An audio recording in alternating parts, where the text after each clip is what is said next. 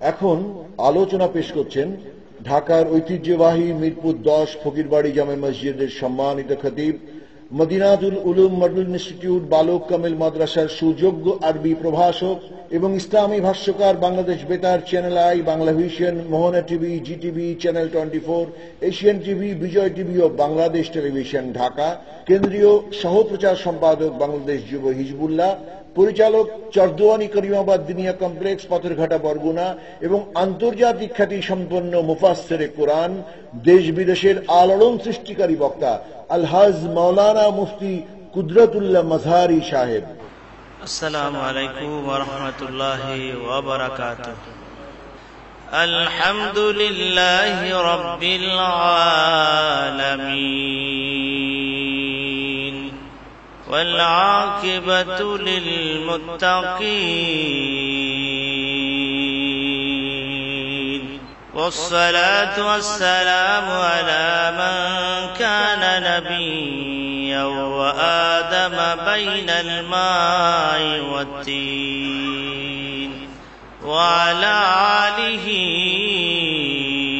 ওয়া আসহাবিহি আজমাইন। أما بعد فقد قال الله سبحانه وتعالى في كلامه المجيد وفرقانه الحميد। সকলে জবান খুলে আমার সাথে তেলাওয়াত করুন, আউযু বিল্লাহি মিনাশ শাইতানির রাজীম।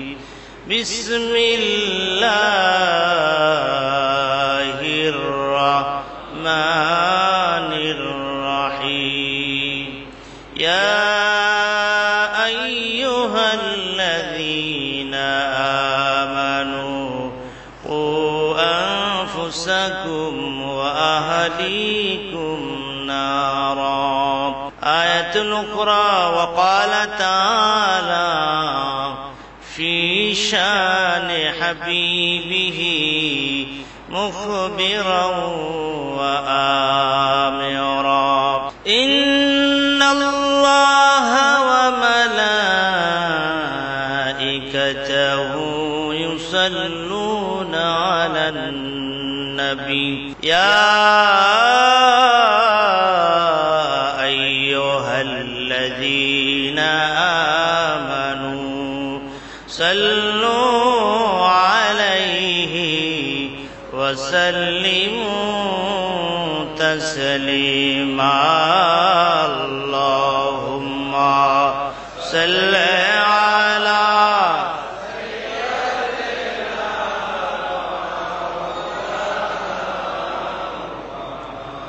ওয়া আলা আলি সাইয়্যিদিনা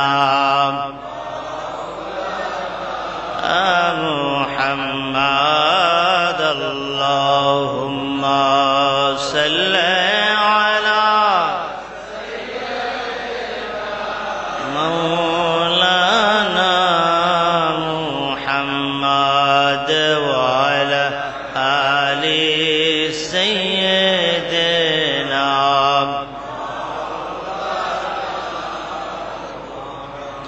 বালাগাল উলা বিকামালিহি কাশাফাত তুজা বিজামালিহি আসনাত জামিউ খসালিহি সাল্লু আলাইহি। रह गए रस्म आजाम रूह बिलाली ना रही। फलसफा तलकीने गजाली ना रही। बलगल उला बिकमालिही कशफत तुजा बिजमालिही असरत जमीउ खसालिही सल्लु अलैहि। इश्क़ महबूब खुदा जिस दिल में हासिल नहीं, लाखों मुमिन हो मगर ईमान में कामिल नहीं। बलगल उला बिकमालिही कशफत तुजा बिजमालिही हसनत जमीअ खसालिही सल्लो अलैहि ला इलाहा इल्लल्लाह ला इलाहा इल्लल्लाह ला इलाहा इल्लल्लाह ला इलाहा इल्लल्लाह ला इलाहा ला इलाहा इल्लल्लाह ला इलाहा हस्बी रब्बी जल्लल्लाह माफी कल्बी खैरुल्लाह नूर मुहम्मद सल्लल्लाह ला इलाहा इल्लल्लाह ला इलाहा ला इलाहा ला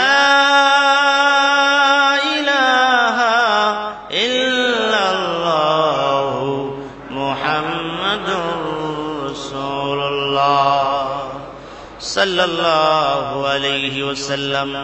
হাজিরিন, আজকের খুতবার আলোচ্য বিষয় হচ্ছে শিশু কিশোরদের পরিচর্যা ইসলাম। ইসলামে শিশু কিশোর এদের পরিচালনার ক্ষেত্রে অভিভাবক গার্জিয়ানদের কি করণীয়, বিষয়টি খুবই গুরুত্বপূর্ণ। এ সম্পর্কে আল্লাহ রাব্বুল আলামিন পবিত্র কোরআনুল কারীমের ভিতরে সুন্দর করে জানিয়ে দিয়েছেন।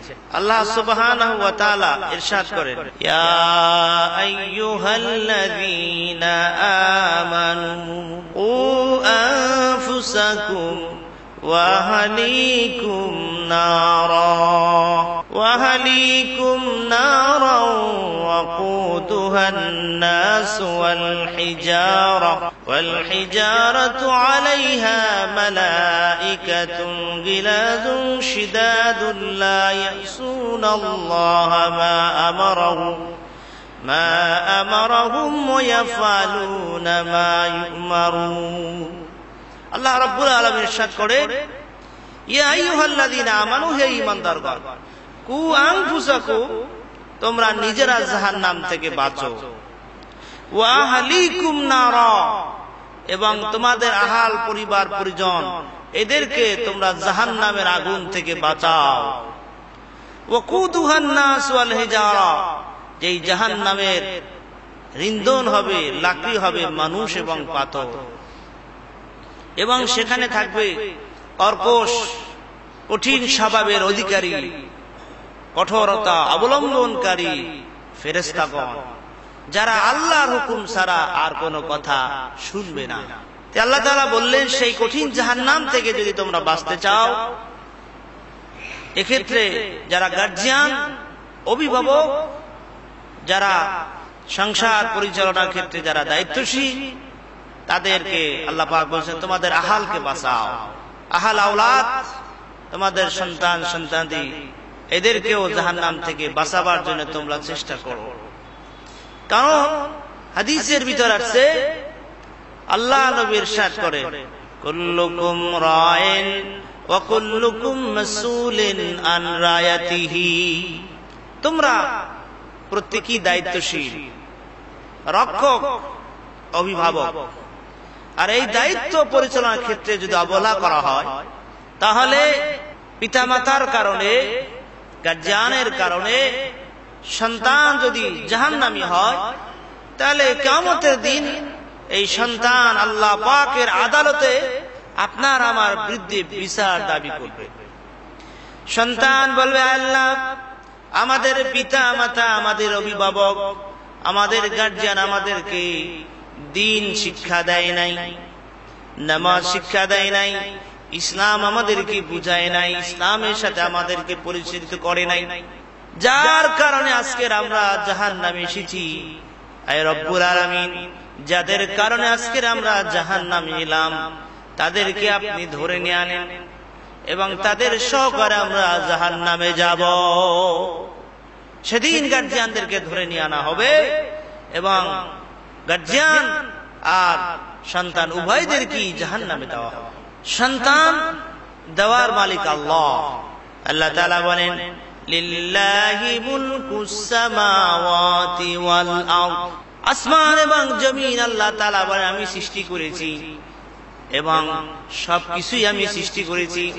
যাকে ইচ্ছা আমি ছেলে সন্তান দান করি, যাকে ইচ্ছা আমি মেয়ে সন্তান দান করি, যাকে ইচ্ছা আল্লাহ তাআলা বলেন আমি উভয় দান করি, ছেলে মেয়ে, আর যাকে ইচ্ছা আমি কিছুই দেই না। সন্তান দেওয়ার মালিক হচ্ছে আল্লাহ। সন্তান হচ্ছে আল্লাহ পাকের পক্ষ থেকে একটা বড় নিয়ামত। আল্লাহ তাআলা সুন্দর করে কোরআনুল কারীমে জানাই দিলেন, আল মালু ওয়াল বানুন জিনাতুল হায়াতিদ দুনিয়া। মাল সম্পদ আর সন্তান সন্ততিরা জিনাত, সৌন্দর্য। রাসূলুল্লাহ সাল্লাল্লাহু আলাইহি ওয়াসাল্লাম আল্লাহ পাক তার ছেলে সন্তানগুলো দান করেছিলেন, তারা সকলেই শিশু অবস্থায় দুনিয়া থেকে চলে যাচ্ছে। সবাই নাবালক অবস্থায় দুনিয়া থেকে চলে গেছে। রাসূল পাক সাল্লাল্লাহু আলাইহি সাল্লামের এক সন্তান ছিলেন, যার নাম হলো ইব্রাহিম। হুজুর একে খুব ভালোবাসতেন। এই দুগ্ধ পান অবস্থায় তার মৃত্যু হয়েছে। এক ধাত্রীর ঘরে লালিত পালিত হচ্ছিলেন। সেখানে আল্লাহ নবী প্রায় ছুটি যাইতেন এবং গিয়ে ইব্রাহিমকে আল্লাহ নবী কোলে নিতেন, আদর করতেন, চুমা খাইতেন। বলেন না সুবহানাল্লাহ। যখন ইব্রাহিম ইন্তেকাল করলেন তখন আল্লাহ নবী কেঁদে ফেলে দিলেন। তখন সাহাবায়ে কেরাম বললেন, ইয়া রাসূলুল্লাহ, আল্লাহ আপনি তো বলেছেন কেউ মৃত্যুবরণ করলে তোমরা কাঁদবে না।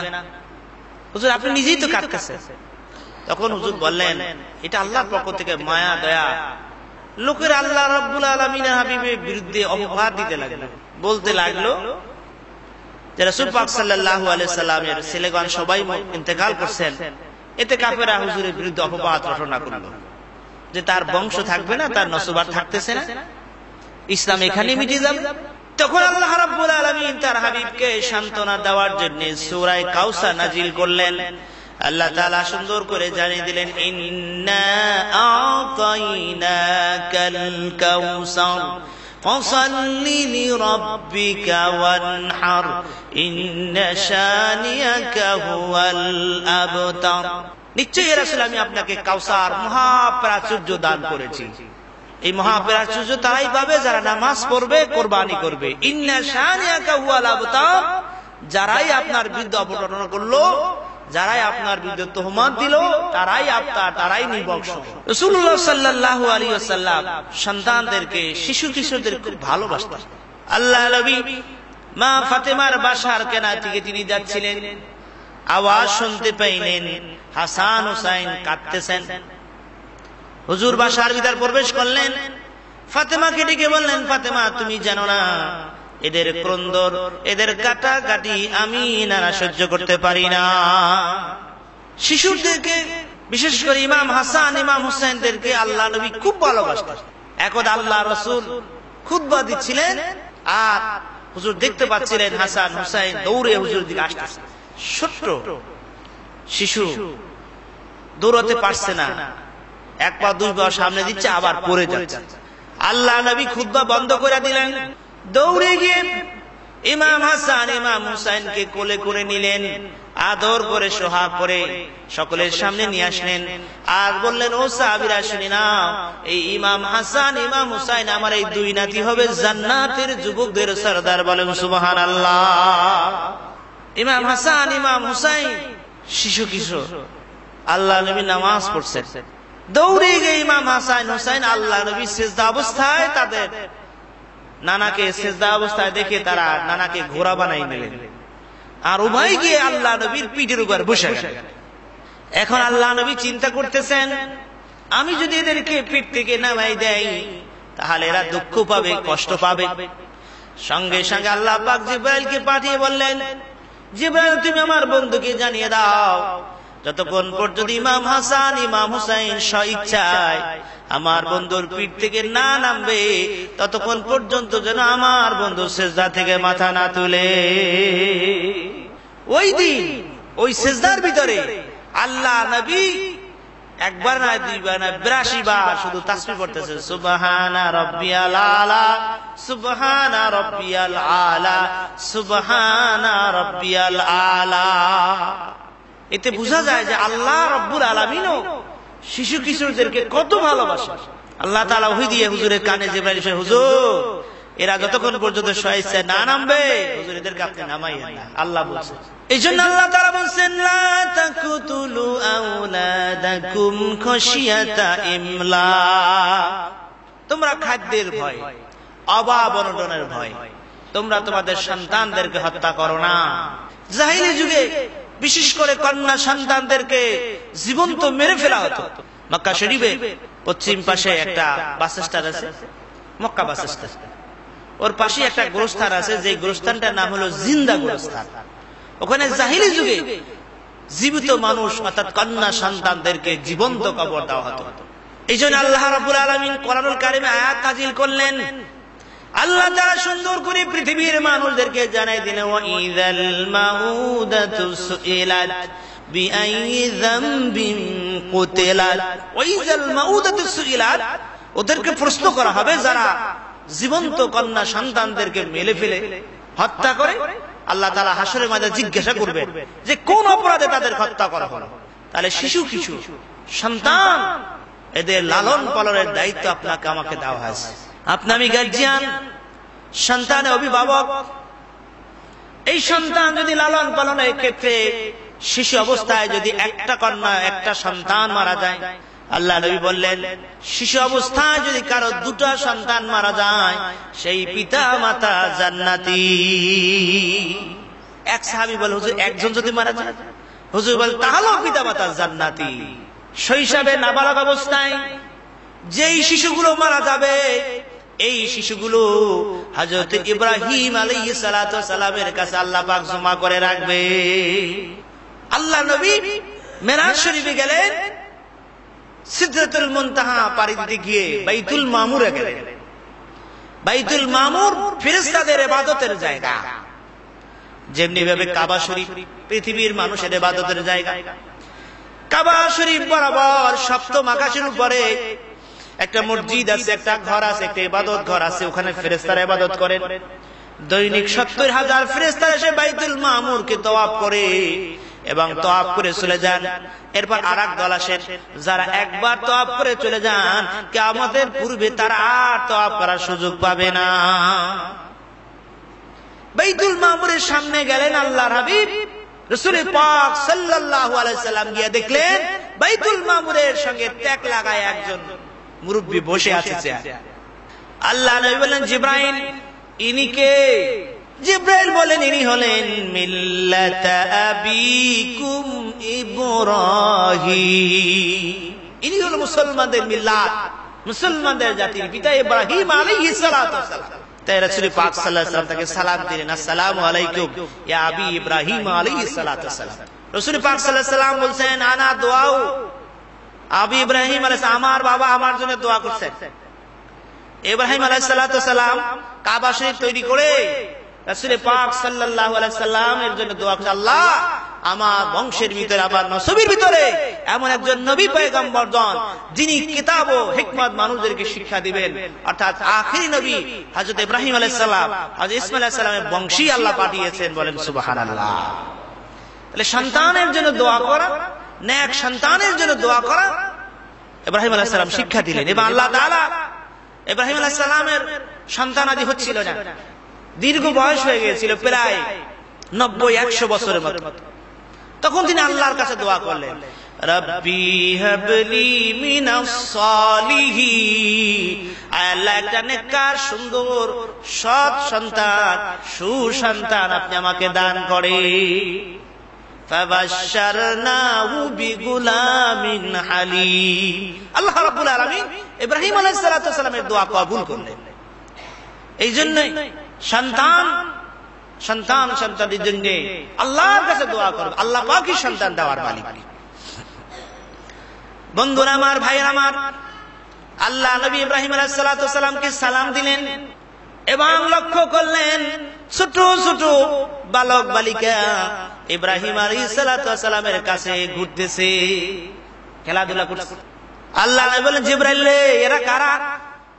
জিবরাইল ভাই, ইয়া রাসূলুল্লাহ, হাবিবাল্লাহ, যাদের পিতা মাতা দুনিয়াতে শিশু অবস্থায়, যেই সন্তানগুলো নাবালক অবস্থায় বালেগ হয় নাই, যেই সন্তানগুলো ইন্তেকাল করে, তাদের রূহগুলো আল্লাহ রাব্বুল আলামিন এই ইব্রাহিম আলাইহিস সালাতু ওয়াস সালামের কাছে জমা করে রাখে। আল্লাহ নবী লক্ষ্য করে ওই সন্তানগুলো দৌড়ে যায় ইব্রাহিম আলাইহিস সালামের কাছে। ইব্রাহিম আলাইহিস সালাতু ওয়াস সালাম ওই সন্তানদের কানের পরে দোয়া কালাম শিক্ষা দেন, আল্লাহ তাসবিহ শিখাই দেন, তারা তাসবিহ গুলো পড়ে আর বাইতুল মামুর তওয়াফ করে। বলেন সুবহানাল্লাহ। কেন আল্লাহ পাক এই নাবালক সন্তানদেরকে ইব্রাহিম আলাইহিস সালাতু ওয়াস সালামের কাছে নিয়ে রাখছেন?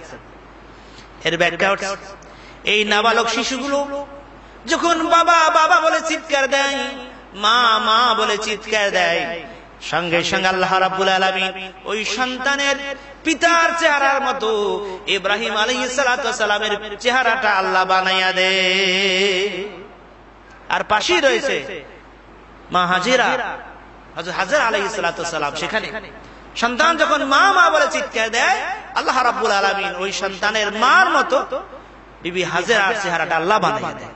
আল্লাহ রাব্বুল আলামিন শিশু কিশোর সন্তানদেরকে, শিশুদেরকে আল্লাহ পাক এত ভালোবাসেন, এই জন্য আল্লাহ তাআলা সুন্দর করে জানিয়ে দিয়েছেন।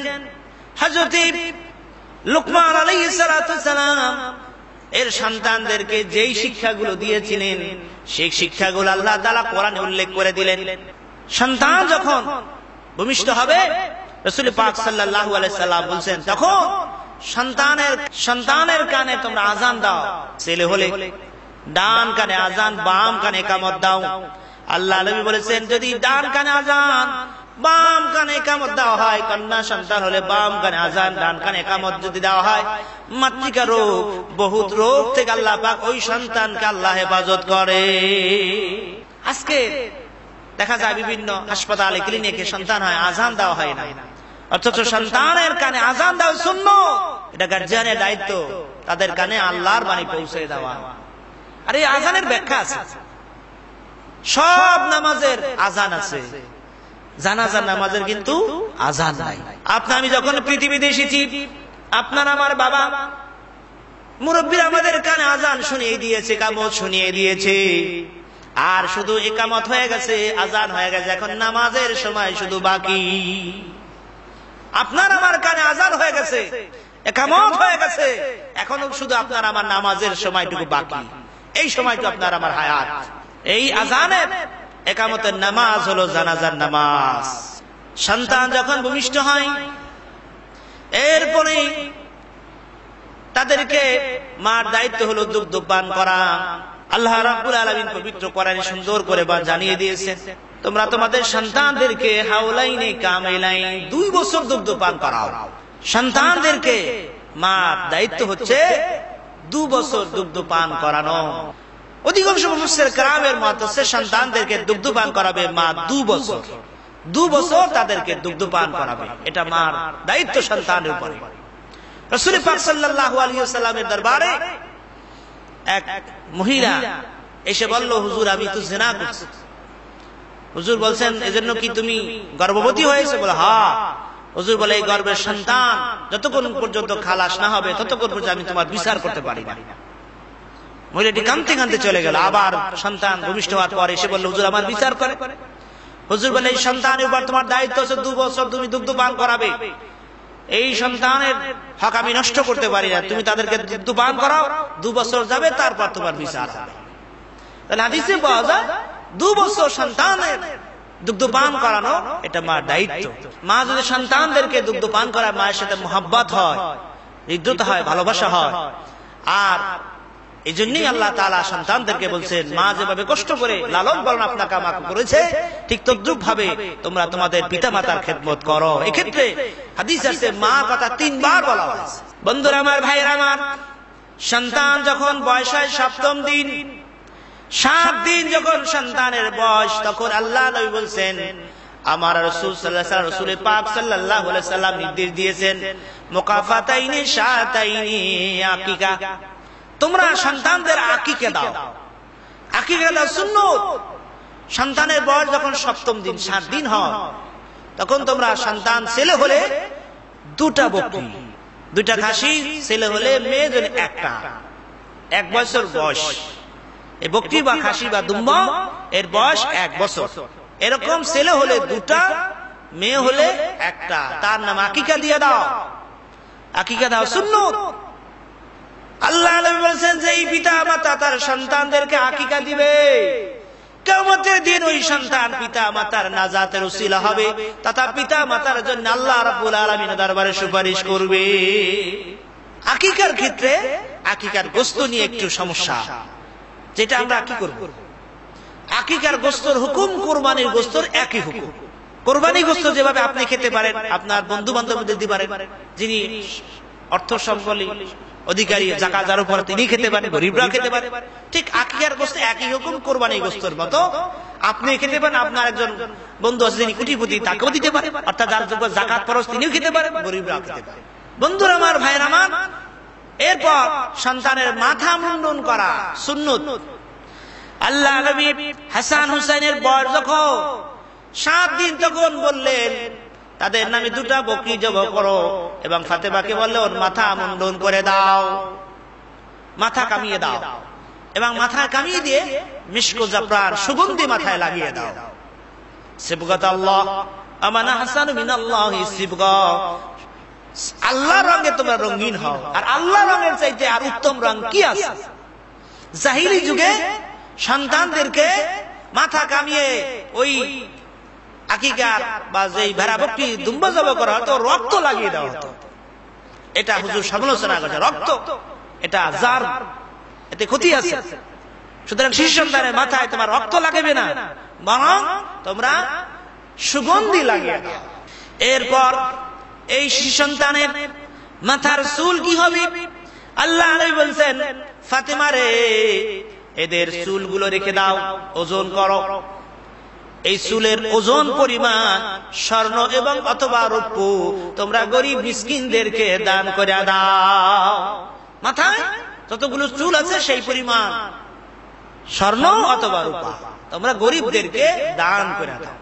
এরপর 7ম দিনে পিতা মাতা আত্মীয় স্বজনের দায়িত্ব হলো 7ম দিনে সন্তানের নাম রাখা, এটা সুন্নাত। আল্লাহর হাবিব রাসূল পাক সাল্লাল্লাহু আলাইহি ওয়াসাল্লামের বয়স যখন হয়েছিল 7 দিন, তখন তার দাদা তার নামে আকিকা করেছেন এবং বন্ধু বান্ধবদেরকে দাওয়াত দিয়ে খাওয়াইছেন। দাদা আব্দুল মুত্তালিব, নবীজির দাদা আব্দুল মুত্তালিব আল্লাহ নবীর আকিকা করলেন, মাথা কামালেন, বন্ধু বান্ধবদেরকে দাওয়াত দিলেন। দাওয়াত খেয়ে যখন সবাই যাচ্ছে, বললেন নাতির নাম রাখলেন কি? সবাই প্রশ্ন করলেন নাতির কি নাম? নবীজি দাদা আব্দুল মুত্তালিব বলে, আমার নাতির নাম রাখছি মুহাম্মদ। জোরে বলেন সাল্লাল্লাহু আলাইহি ওয়াসাল্লাম। সকলেই বলল, এই নাম রাখছেন কেন? নাম রাখবেন মূর্তির সাথে মিলে, কিন্তু নাম রাখলে একটা ব্যতিক্রম ধর্মী নাম, এই নাম তো মক্কা শরীফে নেই। তখন দাদা আব্দুল মুত্তালিব ব্যাখ্যা দিয়ে দিলেন, আমার নাতির প্রশংসা করবে, মুহাম্মদ মানে প্রশংসিত, দুনিয়ার মানুষ তার প্রশংসা করবে, এই জন্য আমি আমার নাতির নাম রাখছি মুহাম্মদ। আর আমার নাতির নাম আসমানে হলো আহমদ, আসমানবাসীও আমার নাতির প্রশংসা করে, বলেন সুবহানাল্লাহ। রাসূল পাক সাল্লাল্লাহু আলাইহি ওয়াসাল্লাম তার জন্মদিনে তিনি রোজা রাখতেন, জন্মদিন পালন করতেন। কির মাধ্যমে? রোজা রাখার মাধ্যমে। আমরা মহাব্বত এটা দুরূদ শরীফ পড়ে, আল্লাহুম্মা সাল্লি আলা সাইয়্যিদিনা মাওলানা মুহাম্মদ ওয়া আলা আলি সাইয়্যিদিনা মুহাম্মদ। আল্লাহুম্মা সাল্লি مولانا محمد وعلى آل سيدنا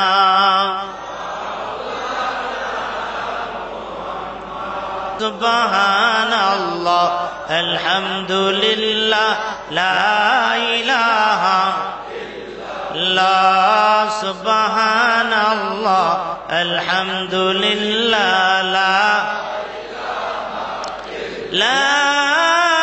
ইলাহা ইল্লাল্লাহ মুহাম্মাদুর রাসূলুল্লাহ সাল্লাল্লাহু আলাইহি ওয়াসাল্লাম। অনেকের ভিতরে এরকম চিন্তা বা ধারণা, জন্মদিন পালন করা এটা তো মনে হয় শরীয়তে জায়েজ নাই। রাসূল পাক সাল্লাল্লাহু আলাইহি ওয়াসাল্লামের ৭ম দিনে তার দাদা তার আকিকা করলেন এবং তার নামে নাম রাখলেন, মাথা কামানেন, তার জন্মদিন অর্থাৎ পালন করলেন দাদা আব্দুল মুত্তালিব। এরপর রাসূল পাক সাল্লাল্লাহু আলাইহি ওয়াসাল্লাম মক্কা থেকে হিজরত করে মদিনা আসলেন। মদিনা আসার পর রাসূল পাক সাল্লাল্লাহু আলাইহি ওয়াসাল্লাম আবার তার নামে আকিকা করলেন, আবার তিনি সকলকে নিয়ে আকিকা পালন করলেন। বলেন না সুবহানাল্লাহ। এখন আবার মদিনায় এসে আকিকা পালন করার কারণটা কি? এর ব্যাখ্যা আছে রাসূল পাক সাল্লাল্লাহু আলাইহি ওয়াসাল্লাম তার জন্মদিনকে তিনি পৃথিবীর মানুষকে স্মরণ করায় দিলেন এবং এই জন্মদিন হচ্ছে সোমবার। রাসূল পাক সাল্লাল্লাহু আলাইহি ওয়াসাল্লামের আগমন হয়েছে সোমবার, এই জন্য সোমবার দিনে রাসূল পাক সাল্লাল্লাহু আলাইহি ওয়াসাল্লাম রোজা রাখতেন। হাজিরিন, ৭ম দিনে সন্তানের নামে আকিকা দেওয়া, মাথা কামানো, চুলগুলো স্বর্ণ অথবা রূপা পরিমাণ ওজন করে স্বর্ণরূপা আল্লাহর নামে দান সদকা করে দেওয়া এবং ৭ম দিনে সন্তানের সুন্দর একটা নাম রাখা। সুন্দর নাম রাখা এটা পিতামাতার, অভিভাবকের দায়িত্ব। হযরতে রাসূল পাক সাল্লাল্লাহু আলাইহি সাল্লামের কাছে একজন গেলেন সাহাবী, বলেন তোমার কি নাম? তখন বলে আমার নাম হলো হাজুন। হাজুন শব্দটা কঠিন, শক্ত, পাথর। হুজুর বলেন তোমার নামটা সুন্দর হয় না, নামটা পরিবর্তন করে নামটা হলো সাহাল, মানে সহজ। হুজুর নাম ঘুরাই দিতেন যে তোমার নামটা ঠিক হয় না।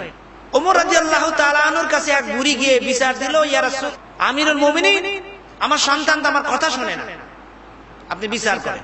হযরত ওমর রাদিয়াল্লাহু তাআলা আনহু সন্তানকে ডাকলেন, ডেকে বললেন, বাবা তুমি তোমার মার কথা শোনো না কেন? তখন সন্তান হযরত ওমর রাদিয়াল্লাহু তাআলা আনহুকে প্রশ্ন করলেন, সন্তানের হক আছে পিতামাতার প্রতি, পিতামাতার হক নাই সন্তানের প্রতি? অবশ্যই, কি হক আছে একটু আমাকে শোনান। ওমর বললেন, সন্তানের জন্য সুন্দর নাম রাখবে। ওই যুবক ছেলে বললেন, ইয়া আমিরুল, আমার বাবা মা আমার নাম রাখছে খিনজির। খিনজির শব্দ অর্থ শুকা। আমাকে দিন শিখায় নাই, ঈমান শিখায় নাই, ইসলাম শিখায় নাই। আমার বয়স হয়েছে, এখন আমার বিবাহের প্রয়োজন, পিতামাতা কোনো দায়িত্ব নিচ্ছেন না, সুতরাং আমার মাথায় কি কাজ করে আমি তাই জানি না, মাথা নষ্ট। ওমর রাদিয়াল্লাহু তাআলা বুড়িকে ডাকলেন, ডেকে বললেন, তুমি তো তোমার ছেলের বিরুদ্ধে একটা নালিশ করছো, আর তোমার ছেলে তোমার বিরুদ্ধে 5টা নালিশ করছে। তুমি এর নাম ঠিক মতো রাখো নাই, দিন ঈমান শিক্ষা দাও নাই, ইসলাম শিক্ষা দাও নাই, উপযুক্ত বয়স হয়েছে, এখন তোমার দায়িত্ব, তোমাদের দায়িত্বকে বিবাহ বন্ধনে আবদ্ধ করে দেওয়া, তা করছো না।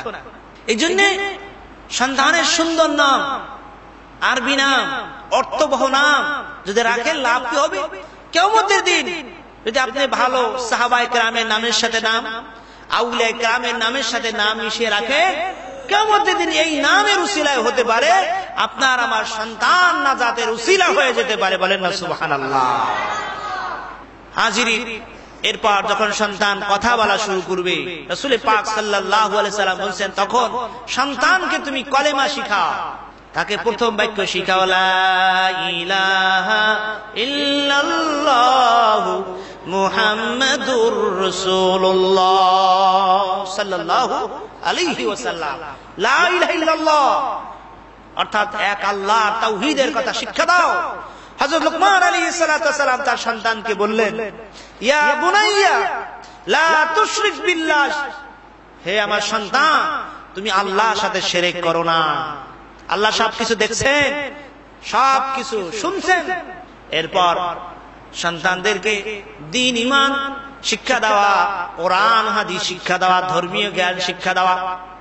ছোটবেলাতে যদি সন্তানদেরকে ধর্মীয় শিক্ষা দিয়ে দেন, লাভ কি হবে এরপর? ছেলে যদি উচ্চ শিক্ষায় যত বড় শিক্ষিত হোক না কেন, ওই সন্তান সারা জীবন আল্লাহ এবং তার রাসূলকে ভুলবে না। ওই সন্তান নামাজ ভুলবে না, রোজা ভুলবে না, ইসলামকে সন্তান ছাড়বে না। যেমনি ভাবে সকালবেলা খালি পেটে যদি আপনি একটা পেঁয়াজ খান, এরপর যতই ভালো দামি দামি খাবার খান না কেন, এই একটা পেঁয়াজের একটা দুর্গন্ধ কিন্তু আপনার মুখে চলে আসবে। সন্তানদেরকে ছোটবেলাতে যদি আপনি কোরআন শিখিয়ে দেন, নামাজ শিখিয়ে দেন, এটা আপনার আমার দায়িত্ব। আজকে আমরা সন্তানদেরকে ধর্মীয় জ্ঞান শিক্ষা দেই না, কোরআন শিক্ষা দেই না, হাদিস শিক্ষা দেই না, ইসলাম শিক্ষা দেই না, নামাজ শিক্ষা দেই না। আল্লাহ নবী বলেছেন, মুরু আওলাদুকুম বিসসালাম, তোমার সন্তান যখন বয়স হয় 7 বছর, তখন তাদেরকে নামাজ শিক্ষা দাও, নামাজ শিক্ষা দাও। ওয়া আকিমুস সালাতা লিযিকরি, আল্লাহ স্মরণে। হযরত লুকমান আলাইহিস সালাম বললেন তার সন্তানকে, বাবা আল্লাহ স্মরণে তুমি নামাজ আদায় করো, কারণ নামাজই পারে নৈতিকতার পরিবর্তন করতে। কারণ আল্লাহ পাক বলেন, ইন্নাস সালাতা তানহা আনিল ফাহশাই ওয়াল মুনকার। যেই ছেলে নামাজ পড়ে, যেই ব্যক্তি নামাজ পড়ে কোনোদিন মিথ্যা কথা বলতে পারে না, অন্যায় কাজ করতে পারে না, পাপের কাজ করতে পারে না, কারণ নামাজ তাকে তার বিবেককে এভাবে তৈরি করে দেয়, তুমি অন্যায় কাজে পাপের কাজে তুমি যাইও না। নামাজই পারে মানুষদেরকে গুনার কাজ থেকে, পাপের কাজ থেকে ফিরে রাখতে। এই জন্যে আল্লাহ নবী বলছেন, তোমার সন্তান যখন বয়স হয় 7 বছর, তখন তাকে নামাজ শিক্ষা দাও। যখন বয়স হয় 10 বছর, নামাজের জন্য বাধ্য করো। বয়স যখন হয় 12 বছর, তখন নামাজের জন্য প্রহার করো, না হয় তার বিছানাটা আলাদা করে দাও। এজন্য সন্তানদেরকে মসজিদে নিয়ে আসা, তাকে নামাজ শিক্ষা দেওয়া পিতামাতার দায়িত্ব, অভিভাবকের দায়িত্ব। আর এই দায়িত্ব ক্ষেত্রে যদি আমি অবহেলা করি, ছেলে কোথায় যায়, মেয়ে কোথায় যায়, এদেরকে দেখাশোনা যদি আমি না করি, আপনি ছেড়ে দেই, তাহলে কিন্তু পরকালে আল্লাহ পাকের আদালতে আমি ধরা পড়ে যাব। এই জন্য ইসলাম শিশু কিশোরদের পরিচালনা, ইসলাম যে রিল দিয়েছে, নীতিমালা দিয়েছে, সেই নীতিমালা যদি আমাদের সন্তানদেরকে শিক্ষা দেয়, তাহলে সন্তান মানুষের মতো মানুষ হবে। আর সন্তানের দোয়া আমি পাবো। এই দুনিয়ায় সন্তান বাবা মার জন্য যদি দোয়া করে, শিশু বালক, শিশু কচি বাচ্চা নামাজ বুঝে না, সিজদা বুঝে না, আপনি নামাজ পড়তেছেন, নাবালক সন্তান আপনার সাথে সিজদায় পড়ে গেছে, তখন আবার আল্লাহ তাআলা ফেরেশতাদেরকে ডেকে বলে, ও ফেরেশতা তাকিয়ে দেখো, শিশু বাচ্চা এখনো বালেগ হয় নাই, তার তো আমল নামা খোলা হয় নাই, কিন্তু বাবার সঙ্গে সিজদায় পড়ে গেছে। ওই বাবার সঙ্গে সিজদা দেওয়ার কারণে, অন্য সন্তান মা কাছে সিজদা দেওয়ার কারণে মার সাথে, ওই সন্তানের সওয়াবগুলো মা বাবার আমল নামায় লেখা দাও। বালিগ হওয়ার আগ পর্যন্ত সন্তান যত ইবাদত বন্দি করবে, সব বাবা মার আমল নামা জমা হতে থাকবে। আমি যে দুনিয়া থেকে মরে যাই, দুনিয়া থেকে চলে যাওয়ার পর সন্তান যদি আপনার জন্য দোয়া করে, এই দোয়াটা আল্লাহ পাকের দরবারে কবুল হয়ে যায়। মুসলিম শরীফে হাদিস আছে, আন আবি হুরায়রা রাদিয়াল্লাহু তাআলা আনহু قال قال رسول الله صلى الله عليه وسلم اذا مات الانسان ان كتب عمله الا من ثلاثه صدقه جاريه او علم فولد صالح। আল্লাহ নবী বলেন, মানুষ যখন মৃত্যুবরণ করে সব আমল বন্ধ হয়ে যায়, 3টা আমল বাকি থাকে। এর ভিতরে 1 নাম্বার হলো সাদকায়ে জারিয়া, মসজিদ করেন, মাদ্রাসা করেন, জনকল্যাণমূলক যত কাজ করবেন, মৃত্যুর পরও এর সব আপনি পাবেন। 2 নাম্বার উপকারী বিদ্যা, ধর্মীয় জ্ঞান, ধর্মীয় শিক্ষা যদি কাউকে দিয়ে যায়, এর সব আপনি পাবেন। 3 নাম্বার হলো ওয়ালাদুন সালেহ। আল্লাহ নবী বলে, নেককার সন্তান যখন মার জন্য বাবার জন্য দোয়া করে, আল্লাহ রাব্বুল আলামিন এই দোয়ার সওয়াবগুলো পাহাড় সমতুল্য করে আপনার আমার কবরে আল্লাহ পৌঁছে দেয়। এজন্য সন্তানদেরকে এভাবে ধর্মীয় জ্ঞান শিক্ষা দিতে হবে, যেন তারা আপনার আমার মৃত্যুর পরে কবরজাত করতে পারে, আপনার আমার মৃত্যু আপনার আমার জানাজা নামাজ পড়তে পারে, আপনার আমার মৃত্যুর পরে কোরআন তেলাওয়াত করে আপনার আমার জন্য দোয়া করতে পারে। আপনি যদি সন্তানদেরকে কোরআন শিখান, আল্লাহ নবী বলেছেন, وعن معاذ بن جبل رضي الله تعالى عنه قال قال رسول الله صلى الله عليه وسلم من قرأ القرآن فاستذره وقال حرام وحرم حرام أدخله الله الجنة আল্লাহ রাব্বুল আলামিন বলেন সন্তানকে যদি আপনি কোরআন শিখান ইউসির আল্লাহ পাক ওই সন্তানকে maaf করে দিবেন এবং তার পিতা মাতাকে এমন একটা নূরের টুপি আল্লাহ পাক হাসরের ময়দানে পরাবেন যেই টুপিটা হবে সূর্যের চাইতেও দামি, সূর্যের চাইতে উজ্জ্বল। বলেন সুবহানাল্লাহ।